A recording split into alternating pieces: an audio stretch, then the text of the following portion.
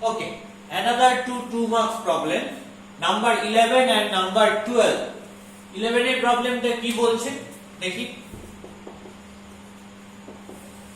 Prove that when 1 is added to the sum of n terms of the series, তাহলে given series কি, given series হচ্ছে এটা, তাহলে given series is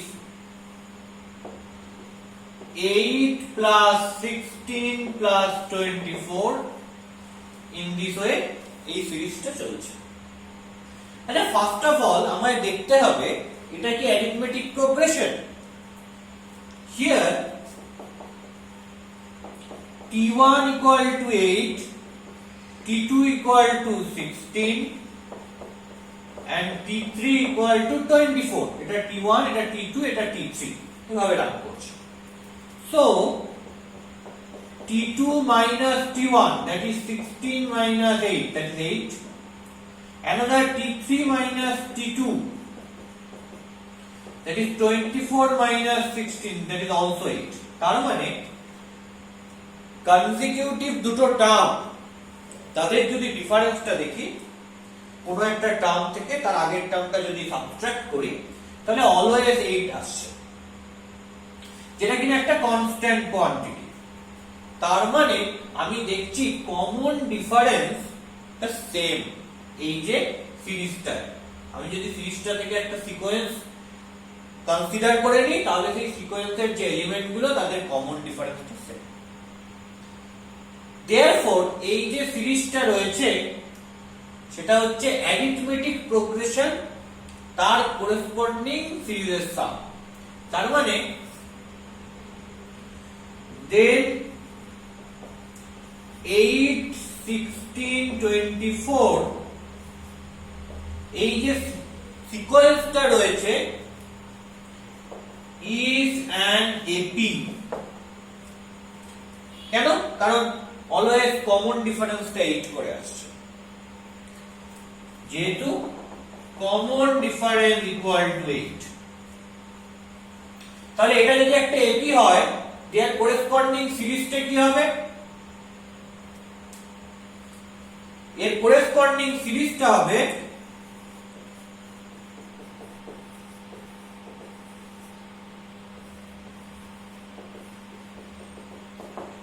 এই element গুলো সাম হয়ে যাবে, 8 plus 16 plus 24 in this way সামটা চলছে। এখানে বলেছে সাম অফ কতগুলো এলিমেন্টের সাম, সাম অফ n টার্মস, n খানা টার্মের সাম। তাহলে করেসপন্ডিং সিরিজটা এটা। So Sn equal to sum of n terms of this given series, sum of n terms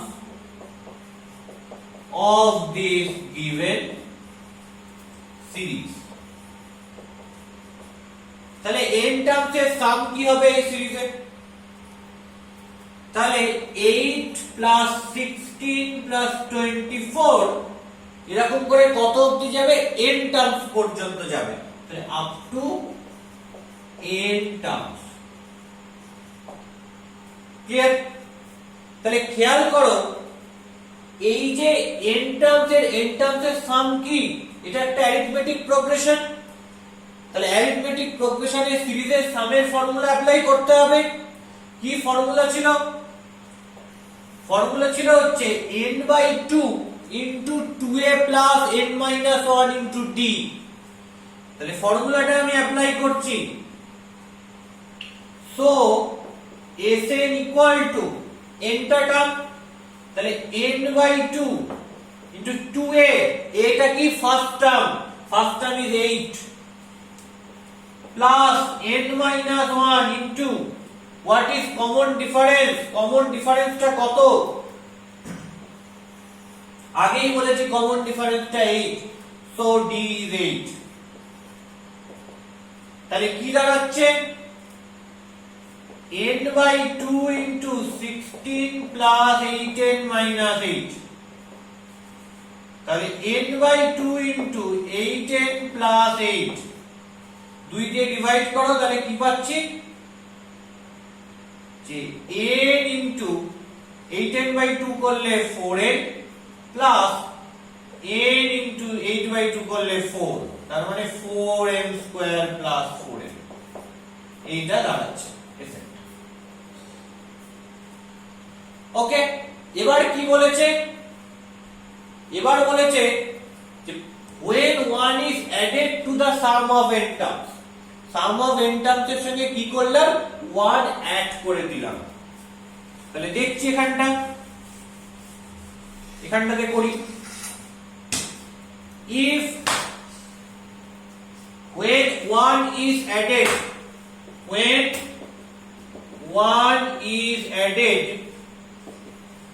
to the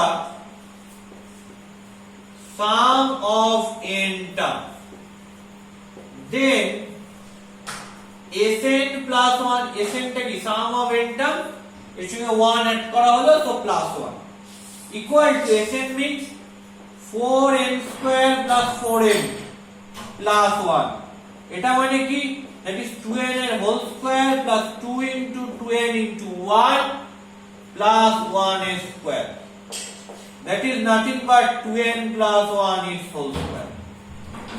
So it is a perfect square. Perfect square কথার অর্থ কি, যেমন 4 এটাকে 2 স্কয়ার করে লেখা যায়, 16 এটাকে 4 স্কয়ার করে লেখা যায়, মানে কোনো একটা পার্টিকুলার ইন্টিজার তার যদি স্কয়ার হয় সেই ধরনের নাম্বারকে বলা হয় পারফেক্ট স্কয়ার। ঠিক আছে, কোনো একটা পজিটিভ ইন্টিজার এর যদি স্কয়ার হয় তাহলে সেই ধরনের নাম্বারকে বলা হয় পারফেক্ট স্কয়ার। মানে ইন্টিজার হওয়া যায় পজিটিভ ইন্টিজার, এক্ষেত্রে একই, কেন, কারণ -2 এর হোল স্কয়ার করলেও 4 হয়, +2 এর হোল স্কয়ার করলেও 4 হয়। তাই আমি পুরো ইন্টিজার না নিয়ে শুধু যদি পজিটিভ ইন্টিজার নিই তাহলেও হবে, হ্যাঁ, কোনো অসুবিধা নেই। তাহলে 2n plus 1 এটা একটা পজিটিভ ইন্টিজার বলতে হবে, তাহলে তার স্কয়ার আছে, তাহলে এটা পারফেক্ট স্কয়ার হয়ে যাবে। যেমন 16 4 স্কয়ার, 64 8 স্কয়ার, তাহলে 64 এটা হচ্ছে একটা পারফেক্ট স্কয়ার নাম্বার। কিন্তু 8 একে কারো স্কয়ার করে লেখা যায় না। তুমি বলবে যে কেন লেখা যায় না, 2√2 হোল স্কয়ার করলে তো 8 পাওয়া যায়, তাহলে 8টাও কি পারফেক্ট স্কয়ার? না, পারফেক্ট স্কয়ার সেই নাম্বারগুলো যাকে পজিটিভ ইন্টিজারে স্কয়ার করে লেখা যায় বা ব্যাপক অর্থে ইন্টিজারে স্কয়ার করে লেখা যায়। That's why Sn plus 1 is a perfect square. কেন এটা একটা পারফেক্ট স্কয়ার?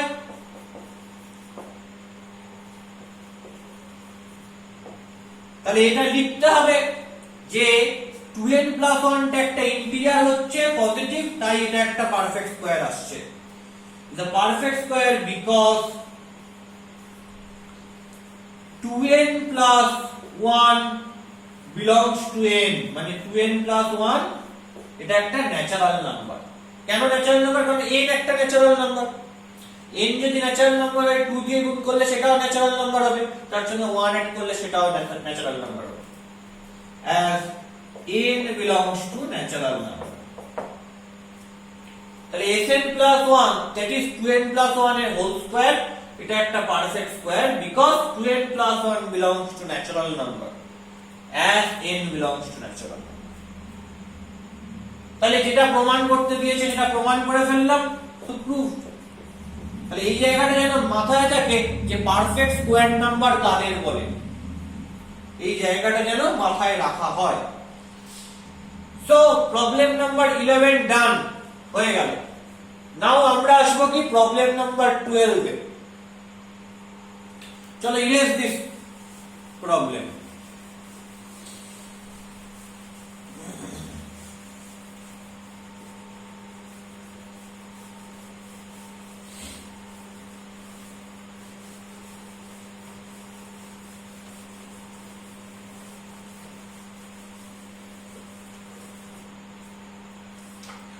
প্রবলেম নাম্বার 12 কি বলছে, যে find the some of the series. এই সিরিজের সামটা বার করতে হবে। কতগুলো টার্ম রয়েছে? 23 টার্মস রয়েছে। তাহলে এটাকে S23 ভাবতে পারি। let S23 equal to 1 plus 3 plus 4 plus 8 plus 7 plus 13 plus 10 plus 18 এরকম করে up to 23 টার্মস। মজা হচ্ছে এটা কি এপি? প্রশ্ন হচ্ছে এটা ফার্স্টে দেখি তাহলে এটা এপি কিনা। 3 minus 1 করলে 2 হয়, এদের মধ্যে গ্যাপটা 2, আর 4 minus 3 করলে 1 হয়, এদের মধ্যে গ্যাপটা 1। তাহলে বোঝা যাচ্ছে যে এটা এপি নয়। কেন? কারণ এপি হলে এই গ্যাপটাকে সেম হতে হতো, যেটাকে আমরা কমন ডিফারেন্স বলি। তাহলে এটা পরিষ্কার, এটা ক্লিয়ার যে এটা এপি নয়, মানে প্রত্যেকটা টার্ম এরা অ্যারিথমেটিক প্রোগ্রেশনে নেই।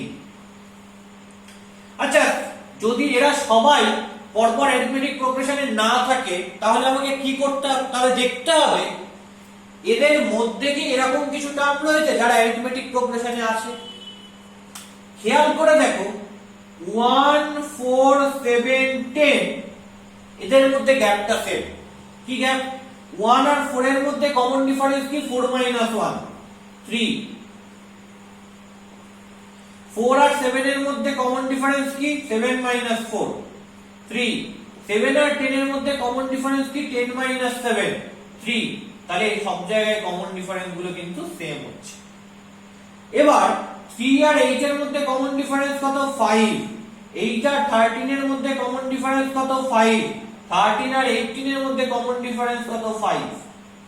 তার মানে এই নাম্বারগুলোর মধ্যে আবার কমন ডিফারেন্স সেম হচ্ছে। তাহলে এই পার্টিকুলার প্রবলেমটায় যে সামটা বলা রয়েছে এটা আসলে দুটো ডিফারেন্ট অ্যারিথমেটিক প্রোগ্রেশন, তাদের এলিমেন্টগুলোর সাম করা হয়েছে। তাহলে ফার্স্ট আমাকে করতে হবে অ্যারিথমেটিক প্রোগ্রেশন যারা সেগুলোকে আলাদা করে ফেলতে হবে। যেমন 1 plus 4 plus 7 plus 10 এরা কিসে রয়েছে? এরা একটা এপিতে রয়েছে। প্লাস বাকি টার্মগুলো কি? বাকি টার্মগুলো হচ্ছে 3 plus 8 plus 13 plus 18 এরা আবার অ্যানাদার এপিতে রয়েছে। এবার প্রশ্ন হচ্ছে কোন এপিতে কতগুলো টার্ম আছে। ধরো আমার কাছে 5টা টার্ম রয়েছে, এদের মধ্যে এইটা এইটা এইটা একটা এপিতে, মানে একটা একটা করে গ্যাপ দিয়ে একটা এপিতে, আবার এইটা এইটা একটা এপিতে। খেয়াল করে দেখো ফার্স্ট যে অ্যারিথমেটিক প্রোগ্রেশন তাতে টোটাল তো 5টা টার্ম, তাতে কতগুলো টার্ম থাকে? 5 plus 1/2 মানে 6/2 মানে 3টে। দেখো 1 2 3। আর সেকেন্ড যে অ্যারিথমেটিক প্রোগ্রেশনটা স্টার্ট হচ্ছে তাতে কি থাকে? দুটো, মানে তার থেকে একটা কম। ক্লিয়ার? তার মানে পরিষ্কার বোঝা যাচ্ছে এখানে 23টা টোটাল টার্ম রয়েছে। তাহলে 23 এর সাথে 1 যোগ করো 24, এটাকে 2 দিয়ে ভাগ করো 12। তার মানে এই যে ফার্স্ট অ্যারিথমেটিক প্রোগ্রেশন এখানে কি রয়েছে? বেশি টার্ম রয়েছে তো, তাহলে এখানে 12টা টার্ম থাকবে। আর এখানে কতগুলো টার্ম থাকবে? তার থেকে একটা কম, 11টা টার্ম থাকবে। এটাকে আর একটু ডিফারেন্ট ওয়েতে ভাবা যায়। কিভাবে ডিফারেন্ট ওয়েতে ভাবা যায়? এখানে টোটাল 23টা টার্ম রয়েছে, আমি টোটাল 23টা টার্ম নিয়ে দেখবো না, আমি 5টা টার্ম নিয়ে আগে দেখছি। এটা এটা এটা অ্যারিথমেটিক প্রোগ্রেশনে রয়েছে, আর এটা এটা অ্যারিথমেটিক প্রোগ্রেশনে রয়েছে। তার মানে কি করলাম? 5টা টার্মকে ভাগ করছি দুটো ভাগে। প্রথম যে টার্মটা রয়েছে সেটা যেহেতু প্রথম থেকে শুরু হচ্ছে এবং শেষে গিয়ে শেষ হচ্ছে, তাই ওটাতে অবভিয়াসলি কি থাকবে? একটা বেশি থাকবে। এবার 5টা টার্মকে যদি দুভাগ করতে চাই সমান ভাগে তো ভাগ করা যাবে না, কোনোটাতে দুটো বসবে কোনোটাতে 3টে বসবে, তবেই তো 3 2 5 হয়। মজাটা হচ্ছে 3টে কোনটাতে বসবে? ফার্স্টেরটাতে বসবে। কেন? ফার্স্টেরটা যেখান থেকে শুরু হলো, মানে একদম শুরুর টার্মটা থেকে শুরু হয়েছে, আবার শেষের টার্মটা এগিয়ে শেষ হয়েছে। তাহলে ও কাউন্টিং এ 1 বেশি হচ্ছে, তাই জন্য ফার্স্টেরটায় 3টে টার্ম থাকবে, সেকেন্ডেরটায় 2টো টার্ম থাকবে। জেনারেলি আমরা এভাবে ভাববো যে যদি আমার কাছে total odd number of terms থাকে এবং এটাকে দুটো ভাগে ভাগ করতে হয়, তাহলে সেক্ষেত্রে কি হবে, আমার কাছে যদি টোটাল n খানা টার্মস থাকে এবং n টা অড, তাহলে ফার্স্টেরটায় কি থাকবে n প্লাস 1, ইভেন করে নিলাম, n টা অড তার সঙ্গে এক যোগ করলে সেটা ইভেন হয়ে যায়, n টা বিজোড় তার সঙ্গে এক যোগ করলে সেটা জোড় হয়ে যায়, তার মানে 2 দিয়ে ভাগ করা সম্ভব জোড়কে, তাই করে নিলাম n প্লাস 1/2, ফার্স্টেরটায় থাকবে n plus 1/2 number of terms, আর সেকেন্ডেরটায় কি থাকবে তার থেকে এক কম। তাহলে ফার্স্টেরটা এটাকে ফর্মুলা হিসেবে মনে রাখার কোনো দরকার নেই, এটাকে ম্যাথমেটিক্যাল ম্যাচুরিটি দিয়ে মনে রাখো যে আমার কাছে যদি অড নাম্বার অফ টার্মস থাকে তাকে দুটো ভাগে সেপারেট করা যায় না, তাই কোনো একটাতে একটা বেশি থাকবে, কোনো একটাতে একটা কম থাকবে 2 দিয়ে ভাগ করার পর। কোনটাতে একটা বেশি থাকবে, প্রথমটা যেটা প্রথম থেকে শুরু হচ্ছে এবং শেষে গিয়ে শেষ হচ্ছে সেটাতে একটা বেশি থাকবে।